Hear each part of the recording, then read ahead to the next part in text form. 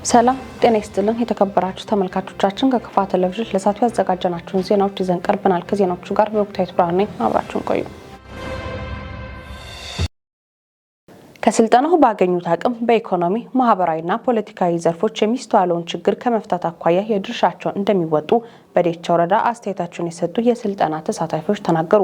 በወረዳ በመደመር መንግስት እይታ የዘርፎች ምርታ በሚል መሪ ቃል ለተከታታይ 2 ቀናት ሲሰጥ የነበረው 4ኛ ዙር የፐብሊክ ሰርቫንት አባላት ስልጠና ተጠናቋል። ተጨማሪ አለ። ስልጠናው በመደመር መንግስት እይታ በግብርና መዋቅራዊ ትራንስፎርሜሽን፣ የቱሪዝም ዘርፍ፣ የከተማ ልማት ዘርፍ እንዲሁም የኢንዱስትሪ ልማት ምርታ በሚሉ አጀንዳዎች ላይ ትኩረት ያደረገ ስልጠና ነው። ያነጋገርናቸው ሰልጣኞች እንደገለጹት ስልጠናው ያሉ ክፍተቶችን ለመሙላት ትልቅ አቅም ያለው መሆኑን ገልጸዋል። እጅግ በጣም ከፍተኛ ጠቀሜታ አለው። እውነት ለመናገር የትላንትናና የዛሬ ውሎ ከየት ወዴት እንደምንሄድ ቀጥታ የሚያሳይ ነው። የትላንትና ውሎአችን ከግብርና ወደ ኢንዱስትሪ የሚል ነው። ደግሞ መሰረታችን ግብርና ነው። 80% የኛ ማህበረሰብ አርሶ አደር ነው። ግብርና ሲኖር ነው ኢንዱስትሪም መቀጠል የሚችለው። መሰረቱ ግብርና ነው። ግብርና ደግሞ ብዙ ነገሮችን አጠቃሎ የያዘ ነው። እርባታ አለ። እርባታ ማለት በከብት በንብ በተለያዩ ነገሮች እርባታዎች አሉ። ይህንን ሁሉ አጠቃሎ እርሻንም ጭምር የያዘ ነው። ይህን የቆዳ ውጤቶችም አሉ። አሁን እንደኛ አካባቢ ተደብቆ የቀሩ ብዙ ስራዎችም አሉ። የሸክላ ስራን የመሰሉ ሽመናን የመሰሉ እነዚህን ተደጋግፎ ወደ ኢንዱስትሪ መር የሚያሸጋግር ስልጠና ነው ትላንትና የወሰድነው። ይሄ ስልጠና ከሰነድ ባሻገር ክህሎት አዘል ነው። እንደ በፊቱ ፖለቲካ አዘለ ሳይሆን እውቀት ላይ ቤዝ ላይ አሁን እነዚህን ችግሮች ልንፈታ በምንችልባቸው የተግባር ተሞክሮዎች ላይ እነዚህን ነገሮች ልንቀይር የምንችላቸው መንገዶች ምንድናቸው የሚለውን ጠንቅቀን እንድንረዳ ነው የሚያደርገው። ክህሎት ነው ስንል የነበረውን የተግባር ክፍተት ሊያርሙ የሚችሉ ናቸው። ልናርም የምንችልባቸው መንገዶች ደግሞ ምንድናቸው የሚሉትን ለመለየት ያስቻለን ነው ብዬ ነው የተገነዘብኩት። በቀጣይ ጊዜም ከስልጠናው ባገኙት ልምድ ያሉባቸውን ክፍተቶች በመሙላት ማህበረሰቡን ለማገልገል መዘጋጀታቸውን ተናግረዋል። እንግዲህ ተሳስረን የተሳሰሩ ናቸው። እነዚህ አሁን የምንላቸው ነገሮች ተመጋጋቢ ናቸው። አሁን ትላንትና ከግብርና ወደ ኢንዱስትሪ ስንል ግብርና ከሌለ ኢንዱስትሪን ማጠናከር አይቻልም። ገጠሩ ከሌለ ከተማን ማጠናከር አይቻልም። ይሄ ከፍተኛ ትስስር የሚጠይቅ ነው።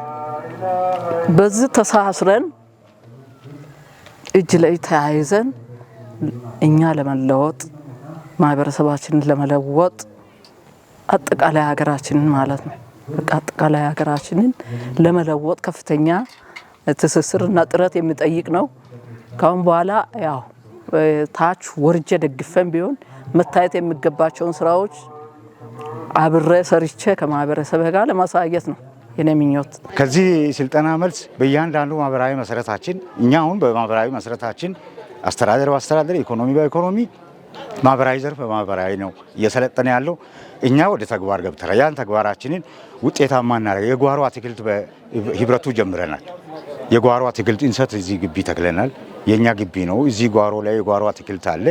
የጓሮ አትክልቱ ወደ ገንዘብ ተቀይሮ ኢኮኖሚ ችግር ያለባቸው አሁን ያለውን የገበያ ውድነት ለማካካስ አሁን እየተካሄደ ያለው የግል የኢኮኖሚ ክፍተታችንን ጋፓችንን የኑሮ ውድነትን ለመቋቋም የሚያስችለንን ውጤታማ የሆነ ስራ እየሰራን ነው የሚል ነገር ይዘናል። እሱን የበለጠ ለውጥ ለማምጣት የተሻለ ግቢውን ሁሉ ለማልማት እቅድ ይዘን እየተንቀሳቀስን ያለንበትን ጋፕ ይዘጋልናል ብለን እንጠብቃለን። የዴቻ ወረዳ ብልጽግና ፓርቲ ቅርንጫፍ ጽህፈት ቤት ኃላፊና የመንግስት ዋና ተጠሪ አቶ አስራት አዴቶ እንደገለጹት የፐብሊክ ሰርቫንት የሰልጣኞች ስልጠና ዓላማን አብራርተዋል። የጊዜ ስልጠናዎች ሲሰጡ ቆይተዋል። ያው ብልጽግና ፓርቲ ከጀመረበት ጊዜ ጀምሮ በርካታ ስልጠናዎች ተሰጥተዋል። ለአብነት ከፓራዳይም ሺፍት ስልጠና ተሰጥቶታል። የራሱን የሆነ ዓላማ እንዲያሳካ የተፈለገ የራሱን ዓላማ አሳክቷል። ከዛ ውጪ ከዕዳ ወደ ምንዳ የሚል ስልጠና ከወሰድን በኋላ አገሪቱ ከነበረችበት ከዕዳ ጫና መውጣት የምትችልበትና ለትውልዱ ደግሞ ምንዳን እንጂ ማሻገር አለብን ዕዳ ማሻገር የለብንም በሚል ራዕይ ገብተን በርካታ ስራ ሰርተን እንደ አካባቢው እኛም እንደ ወረዳ በርካታ የደረጃ እድገቶች የትምህርት ማሻሻያዎች ያልተከፈሉ የደሞዝ ብድር ዕዳዎች የነበሩትን በሙሉ ከችግር እንዲወጡ አድርገን የሰራንበትና ይሄ ሁሉ ተከፍሎ ወረዳውም ከችግር የወጣበት ሁኔታ አለ። በመቀጠል ደግሞ የህልም ጉልበት ለምርታዊ እድገት በሚል ገብተን ስልጠና ወስደን የሰራነው በርካታ እጅግ በጣም ለመቁጠር የማያስችሉ በርካታ ስራዎች ተሰርተዋል። ይሄን ስራ የሰራን መተን አሁን ዛሬ እየወሰድን ያለነው በመደመር መንግስት እይታ የዘርፎች ምርታ በሚል ነው የተሰጠ ያለውና በርካታ ያልተፈተሹ የመደመር መንግስት በርካታ ገቢ ሊያስገኙ የሚችሉ የኢኮኖሚ አቅማችን ሊያሻግሩ የሚችሉ አገሪቱን ሊያሳልጡ የሚችሉ በመፍጠንና በዝላይ ከቀደሙን ዓለም ሀገራት ልንስተካከል የምንችልባቸውን በርካታ ስራዎች አሁን እየሰለጠንን ያለንበት እና አገርን ዋናው ዓላማ አሁን ካለንበት ነቅተን ተነስተን በየዘርፉ ኢኮኖሚ ልናመነጭ የምንችልባቸው መንገዶች ላይ ሰርተን አገራችንን ማሻገር አለብን የሚል ዓላማ ተይዞ የተሰጠ ያለ ስልጠና ነው ለማለት ነው። በተያያዘ ዜና በመደመር መንግስት እይታ የዘርፎች ምርታ በሚል መሪ ቃል ለሁለት ተከታታይ ቀናት የቆየው አራተኛ ዙር የሳይለም ወረዳ የፐብሊክ ሰርቫንት የብልጽግና ፓርቲ አባላት ስልጠና ተጠናቀቀ። የቀረቡት የስልጠና አጀንዳዎች ሀገርና አካባቢን በመቀየር የህዝብን ተጠቃሚነት የሚያረጋግጡ መሆናቸውን ገልጸዋል። ዘገባው የወረዳ መንግስት ኮሚኒኬሽን ክፍል ያለም አቅርቧል። በዚህ ስልጠና ከተሳተፉት መካከል አቶ መሐመድ ከድርና አቶ ብዙአየሁ አዴሎ እንደ ሀገር የቀረቡት የስልጠና አጀንዳዎች ሀገርንና አካባቢውን በመቀየር የህዝብን ተጠቃሚነት የሚያረጋግጡ መሆናቸውን ገልጸዋል። የምግብ ዋስትናን ለማረጋገጥና የኢኮኖሚ አዋጭነት ያላቸውን የግብርና ምርቶች ውጤታማ ለማድረግ የስራ ባህላችንን መቀየር ይጠበቅብናል ብለዋል። የግብርና ስራን ለማዘመንና የቴክኖሎጂ ተግዳሮቶችን ለመቅረፍ አመራሩና አባሉ የአመለካከትና የተግባር አንድነትን በመፍጠርና የድጋፍ ስልታችንን በተለየና በተጠናከረ አኳኋን በመቀየር በሁሉ አቀፍ የልማት ዘርፎች እመርታዊ ለውጥ እንዲመዘገብ ሚናችንን በጽኑ እናረጋግጣለን ሲሉም አክለዋል።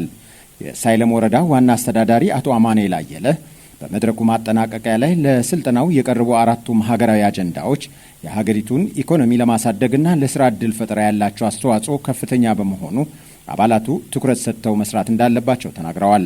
አቶ አማኑኤል አክለውም ለህብረተሰቡ ፍትሐዊና ተደራሽ የሆነ አገልግሎት ለመስጠት ከፍጆታ ባለፈ ለገበያ የሚቀርቡ ምርቶችን በማምረት ረገድ የተጀመረው ተግባር በተቀመጠው አቅጣጫ መሰረት ተፈጻሚነት እንዲያገኝ ሁሉም አባላት ከቀረቡት አራቱ ሀገራዊ ሰነዶች በመነሳት የጠራ አቋም መያዝ እንዳለባቸው አሳስበዋል። የኢኮኖሚ አቅማችንን ለማሳደግና የምግብ ሉዓላዊነትን ለማረጋገጥ አመራሩና አባሉ በክላስተርና ኩታ ገጠም እርሻ ዙሪያ ያለውን ተግዳሮት ለማረም በቁርጠኝነት መስራት እንደሚኖርበትም አክለዋል። የወረዳው የመንግስት ዋና ተጠሪና የብልጽግና ፓርቲ ቅርንጫፍ ጽሕፈት ቤት ኃላፊው አቶ ግርማ ሽፈራው በበኩላቸው ብልጽግና ፓርቲ በገጠርና በከተማ የጀመራቸውን ሁሉን አቀፍ ሀገራዊ ተልዕኮች እመርታዊ ለውጥ ማምጣት እንዲችሉ ስልጠናው የጠራ የጋራ ግንዛቤ በማስጨበጥ ውጤታማ ተግባራትን ማከናወን እንደሚያስችል ተናግረዋል። በመንግስትና በፓርቲ የተነደፉ እቅዶችን ለማሳካት አመራሩና አባላቱ በተመደቡበት የስራ መስክ የተግባርና የአመለካከት አንድነትን በመፍጠር የሚጠበቅባቸውን መወጣት እንዳለባቸው አቶ ግርማ አሳስበዋል። የወረዳው አስተዳደርና ፓርቲያቸው ብልጽግና ህዝብን በማስተባበር የጀመራቸው የትምህርት፣ የጤና፣ የግብርና፣ የመንገድ መሰረተ ልማትና ሌሎች ኢኒሼቲቮችን ደግፎ ወደ ውጤት የመቀየር ተግባር ከወትሮ በበለጠ ትኩረት የሚሻ ጉዳይ መሆኑንም አንስተዋል።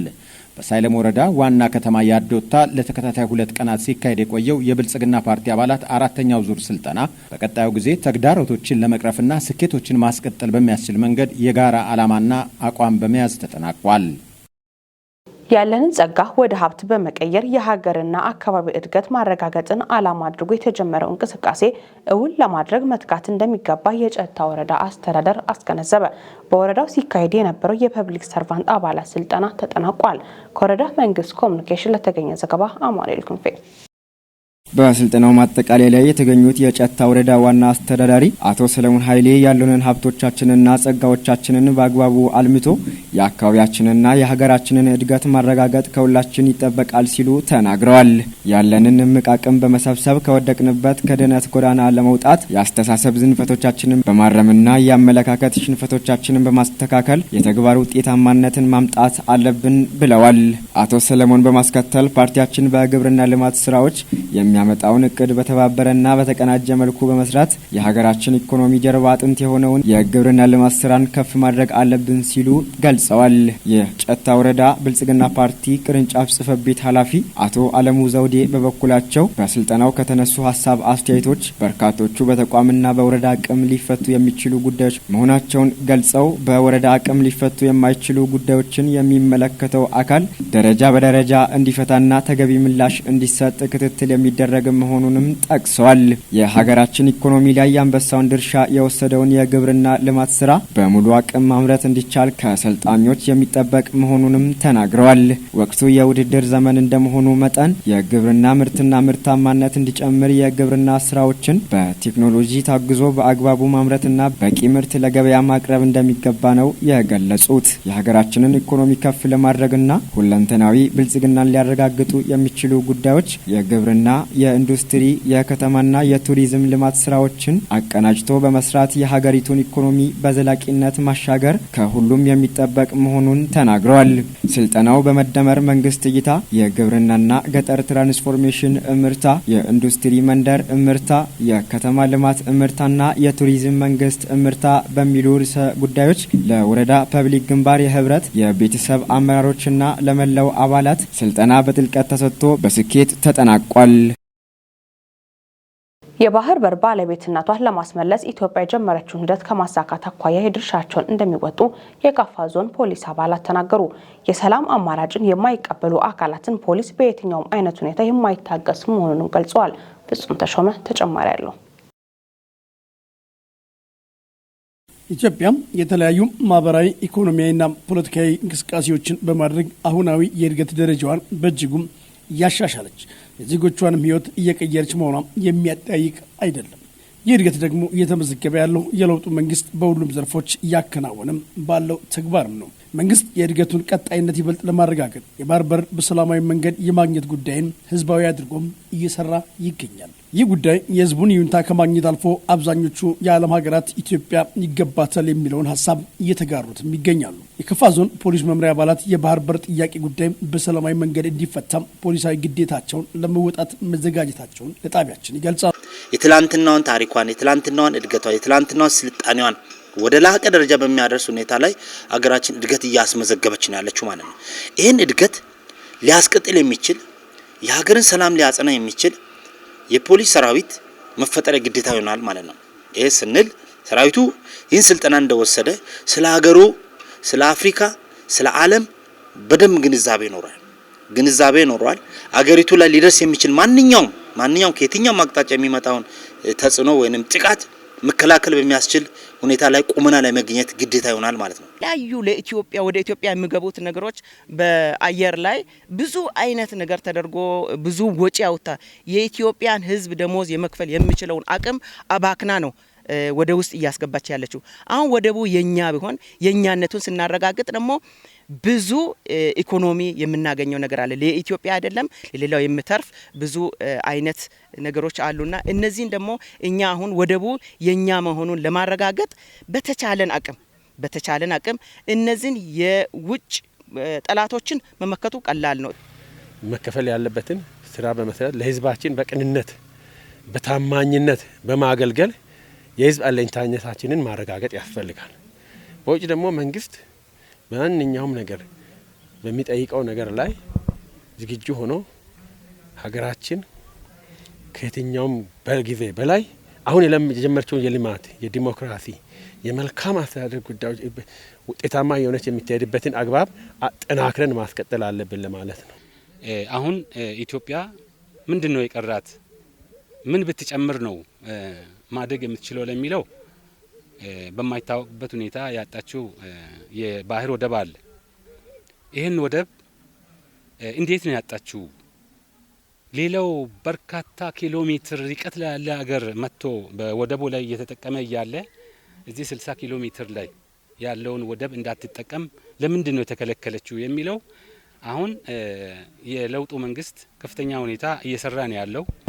ፖሊስ የሰላም አማራጭን የማይቀበሉ አካላትን በየትኛውም አይነት ሁኔታ የማይታገስ መሆኑን ገልጸው መንግስት የጀመረውን እንቅስቃሴም አጠናክሮ እንዲቀጥልም ጠይቀዋል።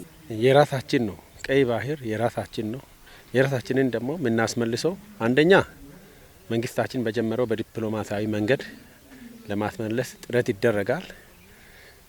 ሀገር ውስጥም ከውጭ ሀገሮችም ካሉት ሀገሮች ጋር በመቀናጀት ለማስመለስ ጥረት የሚደረግበት አግባብ አለ። ሁለተኛ ደግሞ እያንዳንዳችን ዜጎች መክፈል የሚገባን መስዋዕትን በመክፈል የባህር በር ባለቤትነታችን ያጣነውን የምናስመልስበት የሰውን ፈልገን አይደለም፣ የራሳችን ነው። ባህር በሩ የራሳችንን ያጣነውን የምናስመልስበት ጥረት ከዚህ በኋላ ተጠናክሮ የሚቀጥልበት አግባብ መኖሩን የገለጹ ምን ፈልገው ነው አሁን ኢትዮጵያን ለማክሰም ወይም ለማኮሰም ለማድከም እየሄዱ ያሉት? እነዚህን ደግሞ በምን መልኩ ነው እኛ መመከት ያለብን የሚል አይነት ስልጠና በሰፊው የተቀመጡ ነገሮች አሉ።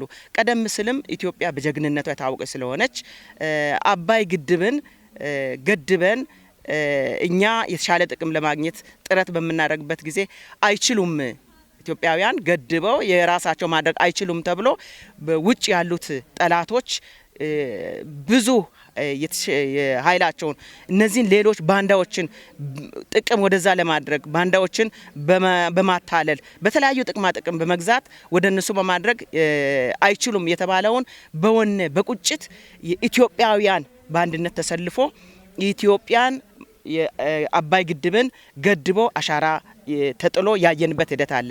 እንደ ፖሊስ ደግሞ እኔ ከኔ የምፈልግብኝን የምጠበቅብኝን ነገር በወነ በቁጭት ተነሳስቼ ማድረግ በአቅምም በገንዘብም በተለያየ ነገርም ከራስ መስዋዕትነት ከማድረግም ጨምሮ ራሴን ዝግጁ አድርጌ እንደ ፖሊስ እገልጻለሁ። ኢትዮጵያ ደግሞ ይሄንን የታሪካዊ ርስቷን ሀብቷን በዲፕሎማሲም በተለያየ ዓለም አቀፍ ግንኙነትም በውጭ ግንኙነትም እያደረገች ያለችው ዲፕሎማሲያዊ ተልእኮች አሉ። በዛ አግባብ የሚሳካበት ሁኔታዎችን ቅድሚያ ሰጥታ ሀገራችን እየሰራች ነው። ካልሆነ ደግሞ ምን ይሆናል የሚለውን ደግሞ መንግስት በራሱ በሚመራው አቅጣጫ የግድ ደግሞ ህዝባችን የዚህ አክሰሱ ባለቤት መንግስትም የዚህ አክሰሱ ባለቤት የሚሆንበት አግባብ ይኖራል። ይሄ እንግዲህ ለትውልድ የሚሻገር ለቀጣይ ትውልድ እንደ ሀገር መንግስት በጣለው አቅጣጫ መሰረት በጣለው እቅድ መሰረት ለትውልድ የሚሻገር አንዱ ትልቁ የሀገር ኢኮኖሚን እንዲያንሰራራ ከሚያደርጉ አንዱ ቀይ ባህር አክሰስ ነው ማለት ነው። ስለዚህ ይሄንን መንግስት በሚያስቀምጠው በዲፕሎማሲያዊ በተለያየ በውጭ ግንኙነት የተደረገ ሀገራችን የዚህ አክሰሱ ባለቤት የምትሆንበት ሁኔታ ይኖራልና ለትውልድ ይሄንን ጥሎ ለማለፍ ለትውልድ መልካም አሻራ ጥሎ ለማለፍ መንግስት በሚያደርገው ትግል ውስጥ የሰራዊታችን ሚና እጅግ በጣም ከፍተኛ ነው ማለት ነው። ስለዚህ ሰራዊታችን ይሄን አውቆ የሀገራችንን ነባራዊ ሁኔታ የሀገራችንን የኢኮኖሚ እድገት አውቆ በሰላማዊ መንገድ የሚፈታበትን አግባብ መንግስት ይፈጥራል። ኢትዮጵያና ህንድ በተለያዩ ዘርፎች ያላቸው ሁለንተናዊ ትብብር ይበልጥ ተጠናክሮ ይቀጥላል ሲሉ የህንድ ጠቅላይ ሚኒስትር ናሬንድራ ሞዲ ገለጹ። ጠቅላይ ሚኒስትሩ ናሬንድራ ሞዲ በኢፌዴሪ 6ኛ የህዝብ ተወካዮችና የፌዴሬሽን ምክር ቤቶች 5ኛ ዓመት የስራ ዘመን የጋራ ስብሰባ ላይ ተገኝተው ንግግር አድርገዋል። ዘገባ የፋና ሚዲያ ኮርፖሬት ነው። በቴሌም ቦታ ቀርቧለች።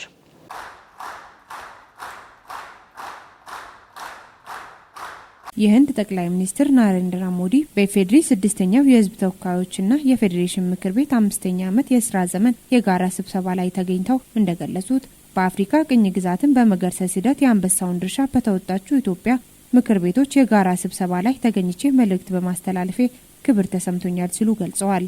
የኢትዮጵያና ህንድ ዲፕሎማሲያዊና ዘርፈ ብዙ ግንኙነት በርካታ ዓመታትን ያስቆጠረ መሆኑን ነው ጠቅላይ ሚኒስትር ናሬንድራ ሞዲ ያወሱት። ኢትዮጵያና ህንድ የህዝብ ለህዝብ የታሪክ እንዲሁም የባህል ትስስር ያላቸው ሀገራት እንደሆኑም አጽንኦት ሰጥተዋል። የሀገራቱ ሁለንተናዊ ትብብር ይበልጥ ተጠናክሮ እንደሚቀጥል ገልጸው ሀገራቸው ለኢትዮጵያ የምታደርገውን ድጋፍ ለማጠናከር ቁርጠኛ መሆኗን አረጋግጠዋል። በተለይም በቴክኖሎጂ ሽግግር፣ በሳይበር ደህንነት፣ አቅም ግንባታ፣ ግብርና፣ ትምህርትና ጤና ዘርፎች ላይ በትብብር ለመስራት ዝግጁ መሆናቸውን አስረድተዋል። በቀጠናዊ ሰላምና ጸጥታ ዘርፍ የሀገሪቱ ትብብር አስፈላጊ ነው ያሉት ጠቅላይ ሚኒስትሩ በዘርፉ በቅንጅት የመስራቱ ሂደት እንደሚጠናከር አመላክተዋል። ጠቅላይ ሚኒስትር ናሬንድራ ሞዲ ለይፋዊ የስራ ጉብኝት ወደ ኢትዮጵያ ሲመጡ ለተደረገላቸው የክብር አቀባበልም ምስጋና አቅርበዋል።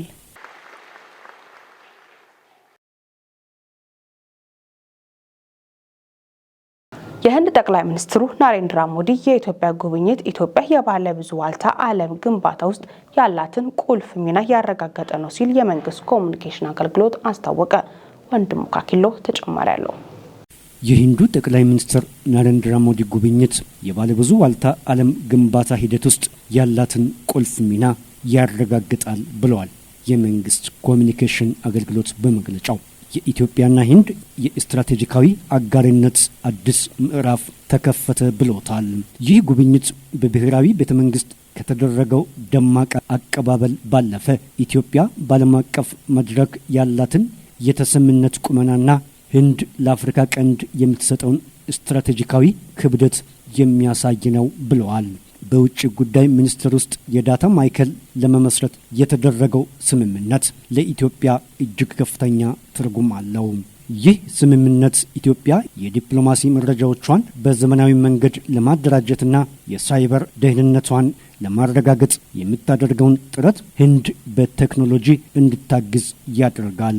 ህንድ በዲጂታል ዘርፍ ያላትን ዓለም አቀፍ የበላይነት ወደ ኢትዮጵያ ተቋማዊ ግንባታ በማምጣት የሀገሪቱን ዲፕሎማሲያዊ ብቃት ወደ ላቀ ደረጃ ያሸጋግራል ብለዋል የኢትዮጵያ የመንግስት ኮሚኒኬሽን አገልግሎት። የተባበሩት መንግስታት የሰላም ማስከበር ስራ የመግባቢያ ስምምነት መፈረሙ የኢትዮጵያንና የህንድን ዓለም አቀፍ ሚና ያጎላል። ኢትዮጵያና ህንድ በዓለም አቀፍ ደረጃ ከፍተኛ የሰላም አስከባሪ ኃይል የሚያሰማሩ ሀገራት ሲሆኑ በዘርፉ በጋራ ለመስራት መፈራረማቸው ሁለቱ ሀገራት ለዓለም ሰላምና ደህንነት ያላቸውን ቁርጠኝነት ከማሳየቱም በላይ በአፍሪካ ቀንድና በህንድ ውቅያኖስ አካባቢ ለሚታየው አለመረጋጋት በጋራ የመፍትሄ አካል ለመሆን ማቀዳቸውን ያሳያል።